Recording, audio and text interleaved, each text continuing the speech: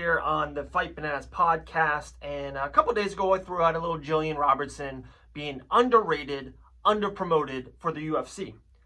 People like it, people got back to me, it is what it is. Here's now my top 5 list for the most underrated, underpromoted UFC fighters in the game. Here we go. Number 5, Alex Perez, UFC flyweight, now UFC #1 contender flyweight. I remember going back in the summer and I put Alex Perez on my top 5 flyweights of all time. And I got trolled city. It was like World Tour. It was the second movie. But Alex Perez, 24-5, 7-1 underneath the UFC banner. To me, he's still uber underrated. Not a lot of people know his name. Maybe it's not underrated by the fans, the real fans, but I think underpromoted. I think the UFC has to do a really good job for UFC 255 with promoting Alex Perez. Number 4, this is just one of my guys. I'm all in with him. All in, Brandon Allen. 24 years young, 3-0, undefeated under this UFC banner. A great Dana White Contender Series win against Aaron Jeffrey. And it's just one of those things, good looking, family guy, and it's like we don't hear much about him. We don't hear a lot about him. We know of a lot of other middleweights that get a lot more press that I don't think is as good as Brandon Allen. Like youth, the look, what he does in the octagon, Brandon All-In Allen is underrated and underpromoted. Watch out, 2021, huge year for Brandon All-In Allen. Number 3, it's kind of weird to say this, he's a UFC champion, a UFC featherweight champion, Alexander Volkanovski. Why? Underrated is the champ. Maybe not underrated by the stature of where he's at. The champion got the opportunity. He's beat Max Holloway not once but twice.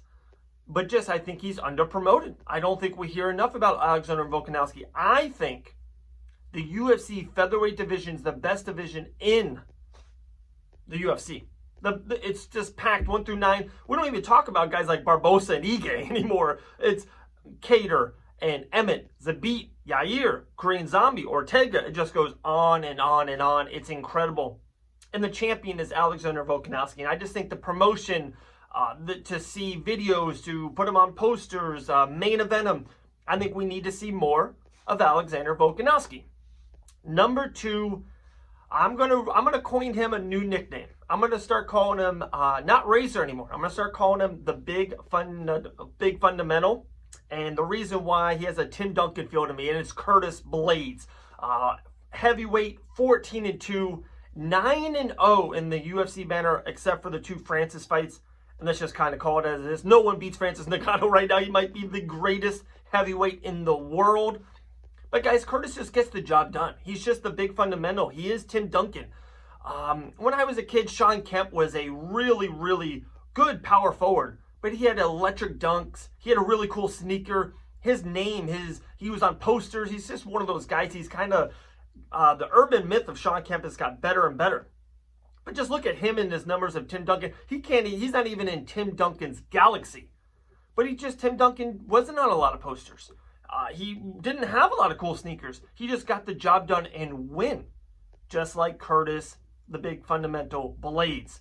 He's just one of those guys we don't talk about enough. I know that Dana White wasn't really happy with his last performance. He got the job done. He won against Volkov, who's a damn great heavyweight.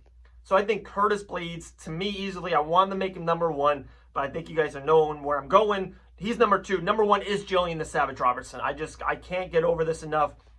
She just checks all 4 boxes. The story, she can talk the talk, she can walk the walk, she has the look. 6-2 under the UFC banner. The finishes, the most flyweight wins. And it's not even that the UFC, the girls in front of her, 1 through 14, there's just so many that are don't have the wins, don't have the finishes, don't have the look, whatever it is, maybe all of above. I just don't understand why Jillian is not just promoted. She was on the prelims for the last card, not the main event of the prelims. It just seems like the UFC can't really grasp, what Jillian's doing in the flyweight division.